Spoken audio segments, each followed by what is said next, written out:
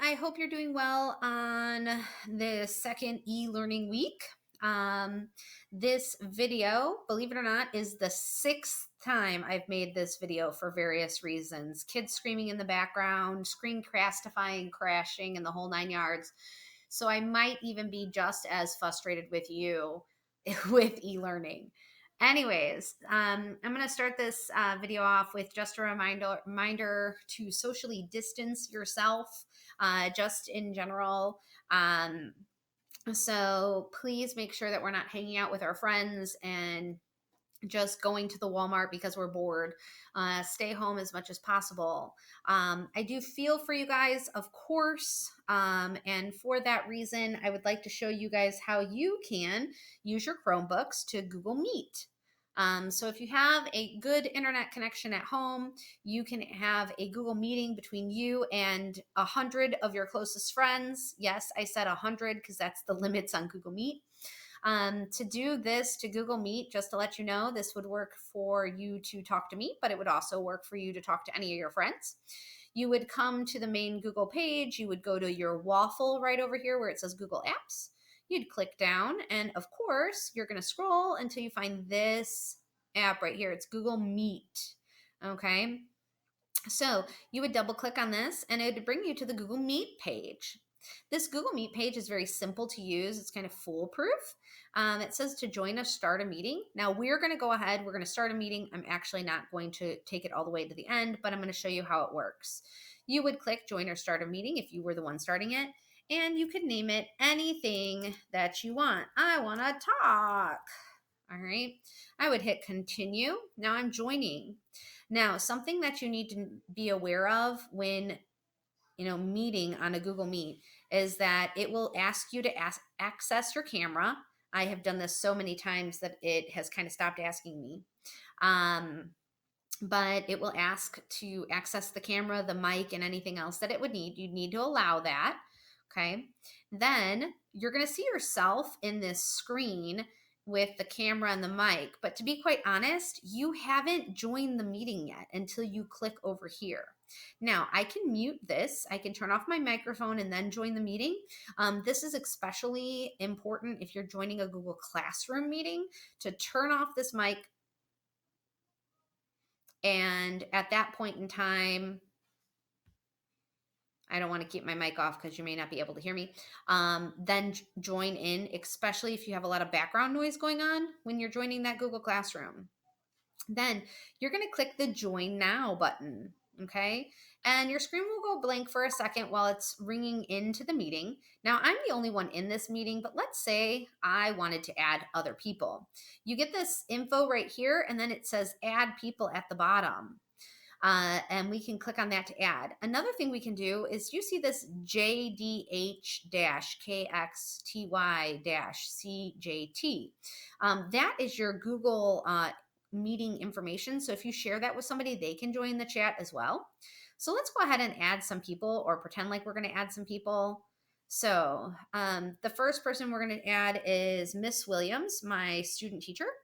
So if we just start typing in, once it decides to find everybody, it will come up. Of course, only when you're trying to show somebody. We're just going to let it think. I don't know why the suggestions are so important, but we're going to let it think. This computer's had a lot of problems today. All right, so I can click on people. So I'm going to click and add Miss Williams, but let's just say I want to add some 7th graders to my list, and I'm just going to go like Maverick. So I type in the first couple of letters, and then underneath here somewhere, it should pop up. There we go. Then I click on it. Let's say I want to invite Daniel Husky. It should pop up. It takes a minute, don't get me wrong. And let's say I want to add Hope.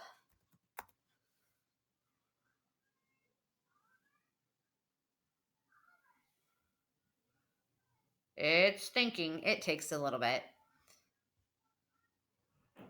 And let's go ahead and say that we want to join Kendra. and we join. Now, this can go on for 100 people, okay? And we can keep adding as many people or as many friends as we want into the call. Then you hit this green button down here that says send invite, and it will actually send that out to people. It'll show up in their Google Mail, and they can click on it and instantaneously pretty much join the call. You can also call people so that they would just talk within. We wouldn't be able to see them, but they could talk within the meeting. Now, I'm not actually going to do this, so we don't run a meeting or confuse those kiddos. Down at the bottom page down here, you're going to see the mic here. You can obviously, again, mute, unmute, and then it tells us if our microphone's on or off. Over here, you can actually choose some various settings. Okay, you can change your screen layout. You can have it be full screen, or you see these little boxes here. It means if you have enough people in your group, you can see all their little faces at the same time. So that's something else that you can do. Okay. You can record the meeting down here. And then, of course, this is hang up the meeting. One of the really cool things about the meetings are these turn on captions. So if we turn on the captions here, it will type out exactly what I'm saying. So if you're in a Google Classroom and there's a kind of a bunch going on, it may be nice to pin the one person that you want. When there's more people in a room, you can actually go up and pin the person.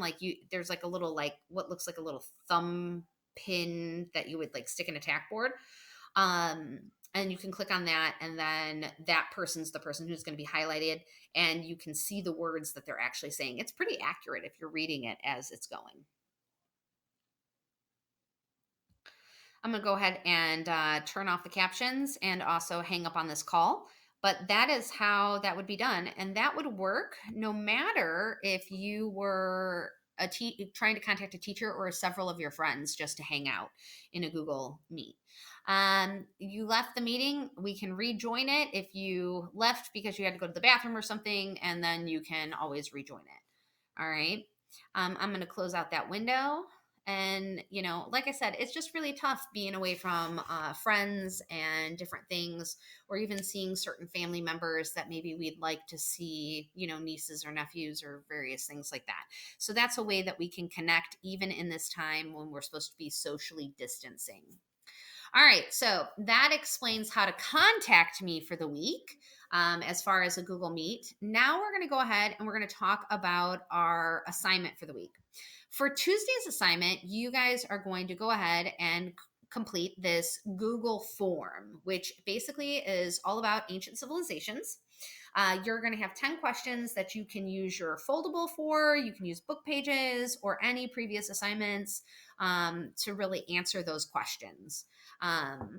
So that's kind of interesting that way. Then Wednesday and Thursday has a 2-day assignment. Okay. And this 2-day assignment is actually going to be showing me that you have knowledge of an ancient civilization. Okay. So here is our ancient civilization paper. Okay. This is a doc that you are going to you're going to cut my information out of and paste your information into. So my example is of a civilization that we did not learn about in class for good reason. If I gave you an example of one of the ones we did in class, you'd have all the answers, and that doesn't exactly do well for school. So instead, you're going to take mine and you're going to transpose it. So you have to choose from one of 4 ancient civilizations we've talked about in class, and those 4 are Mesopotamia, China, Indus Valley, or Egypt. So you're going to choose one of those. Maybe you're singing the song in your head right now. And you are going to make a decision, choose one of those ancient civilizations, and then that's what you're going to do from, the first thing we write to the very bottom of the page. So let's say, just for giggles, that we are going to delete this by backspacing, and we are going to make this about the ancient Egyptian civilization. Okay. All right. And so we change this title here, and then we have to move on. We have to give 5 facts about their governments. Well, do we know when the ancient Egypts held their power from? Well, something we can do is actually go and kind of find that information out by using one of the websites that we've previously used. So, if you go on your computer and you type in University of Manchester, Ancient Egypt, do remember this is something we've done several times in class. You'll remember this website. All right. And then this will come up, Ancient Egypt, University of Manchester. All right, you'll probably remember this now.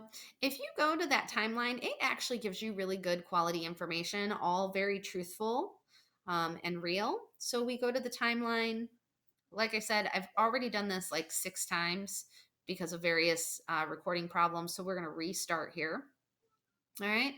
And we need to start the timeline by going back in time. And this is going to give us the date in which we have the start time. So 7500 BC is back when those first, settlers kind of really took off, or here.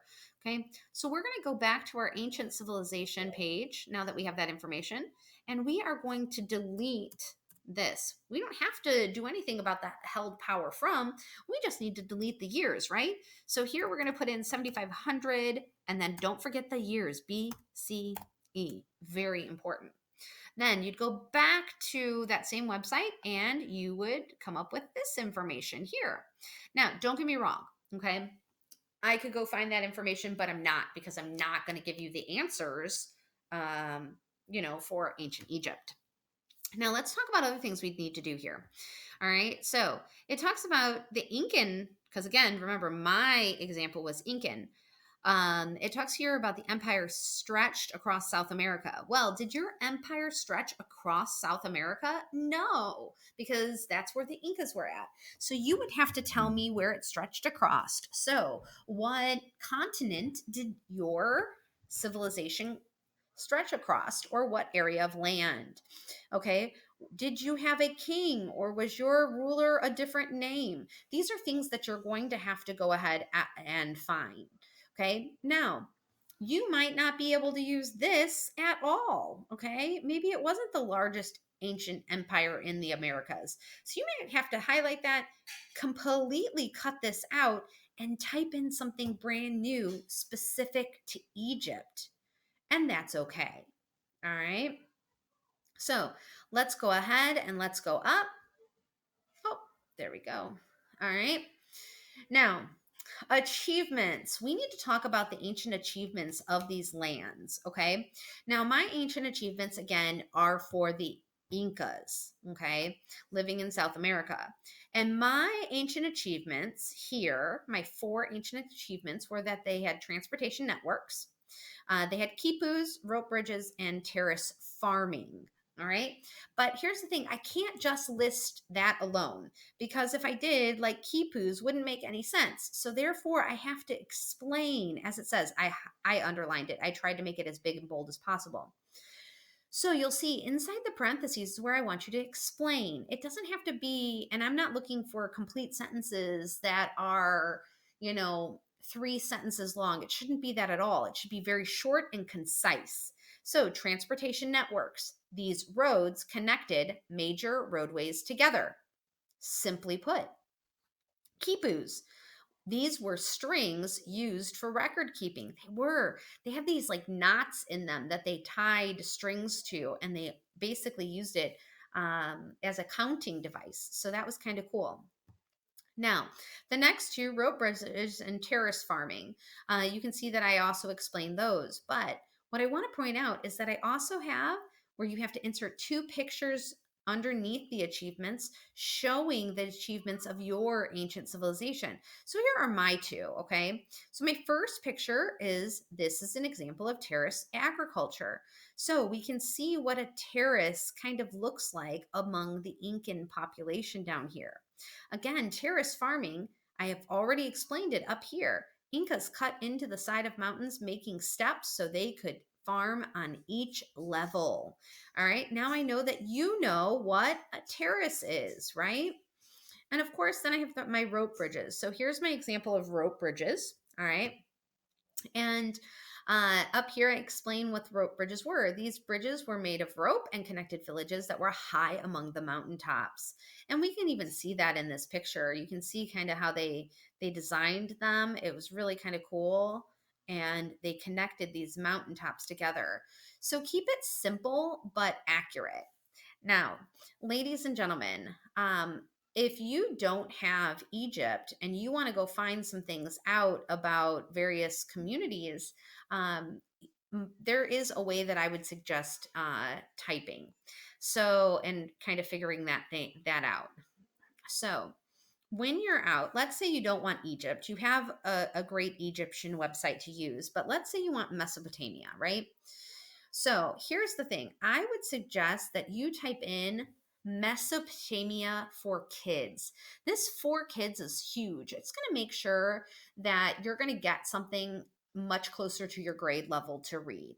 Okay, if you just type in Mesopotamia, you could get college level websites. You could get articles from National Geographic, which are written above the college level.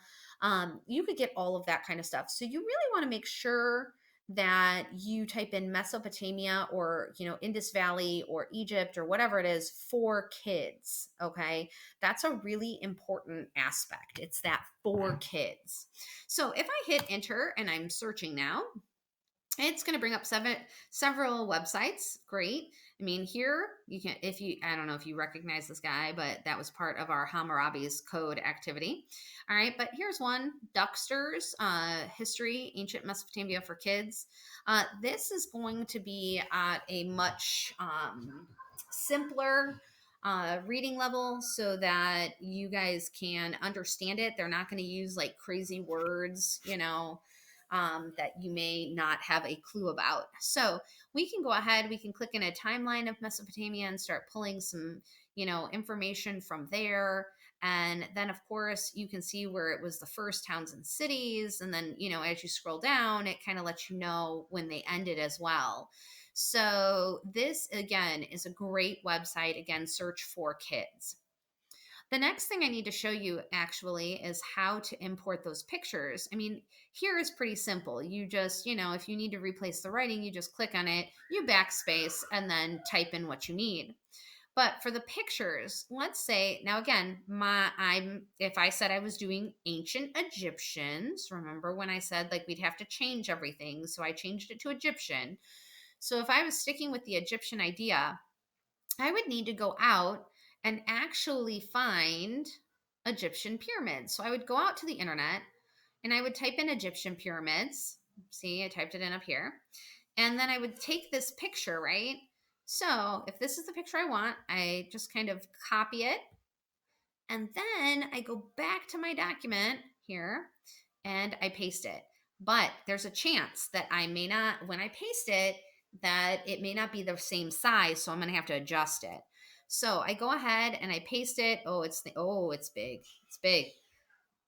We're going to click on it. You see these little blue dots once you click on it? If you kind of hover over those and click down on your mouse holding it and then pull it inward, you can resize that picture to make it fit into that space. That might be a little bit better there.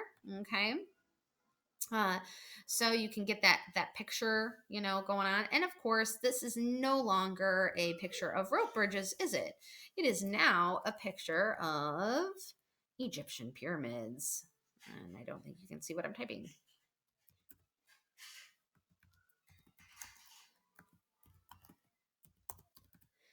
All right, so now you kind of see that I've typed in, it's an example. Now, if it's still too big for you and you're like, oh, I really want all that on one line, just resize it, making it even a little smaller. And then now all of a sudden it's all on one line and it makes a little bit more sense. So that's kind of how you paste a picture into this Google Doc over top of the pictures that are already existent. All right, next, you have to do or tell me a little bit about Incan or your civilization's geography. Now, for my civilization, I let you know that it was located within the Andes Mountains, that there was a river that ran through it because all ancient civilizations had freshwater rivers. And then it sat on the coastline of the Pacific Ocean, and I kind of showcased a big area that it was a part of. Okay. And these would have been key things in the geography. For your geography, you can talk about the rivers.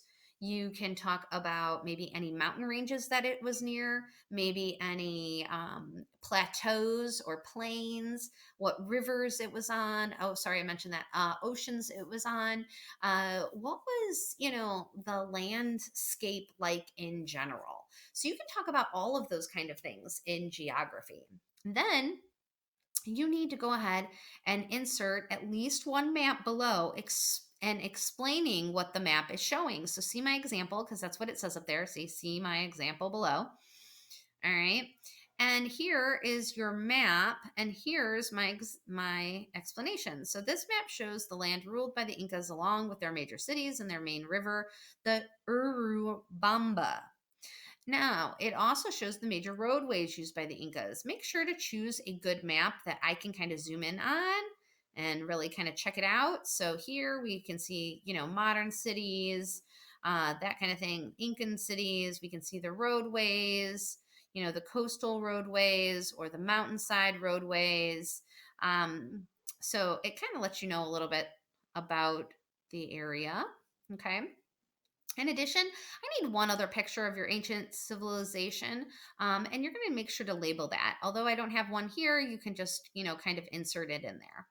And last but not least is your writing portion. So, Incas are best because, okay, at this point in time, you're going to kind of type and tell me why did you choose your ancient civilization of Egypt or Indus Valley or Mesopotamia or China?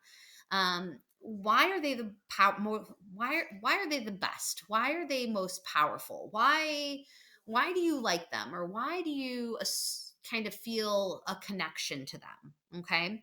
This is an example down here, but you'll notice that this is written in paragraph form, which it needs to be. It has proper punctuation and grammar, which it needs to have. But in addition, it needs to be somewhere between 6 and 10 sentences. Okay. And then with this writing, it will be checked for plagiarism, and not just plagiarism from the internet, but also plagiarism from any friends. So let's make sure that we are writing this on our own. Now, this is how I would break it down over the 2 days. I will tell you, it is going to be pretty easy to search and find out pictures and then just copy and paste them in. That took me all of 10 seconds? Okay. So my suggestion in breaking up this work over the 2 days would be: first, you do the ancient Egyptian civilization's government, achievements, and their geography. Okay. Do those 3 things. Okay.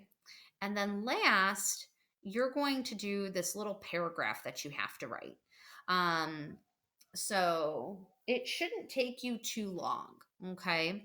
You should, and again, remember, this is the end of our unit. We're ending ancient civilization. Next week, we'll start something brand new. So instead of a test, this is kind of, what we're doing. Because I just don't know if by the 1st of May, you're going to remember enough to have a test once we return to class. So instead, I'm asking you to do this as kind of your project, your understanding, and kind of showcasing one of those ancient civilizations. All right. Well, that is the end of my explanation of how you would do this. And remember, you don't have to reinvent the wheel, just edit my document. That way you don't have to retype everything. But points will be taken off if you just leave my stuff, as it is, applying to the Incas. Okay. So make sure to proofread. On that note, I hope you are staying safe. I hope that you are social distancing, as we've seen, and I hope that you Google Meet with maybe some of your friends to reach out and see some of them. It's fun. Maybe you guys can, see, different challenges. Who can, I don't know, put on the most clothes or something like that, and you know see, or who has the funniest makeup, or who has the best hair, and then you all video chat and you kind of vote. Maybe it's something fun to do. Anyways, I hope you're staying safe. I hope you're having some good family time together. And I will see you when we get back to school in May. All right. Until then, we shall Google Meet.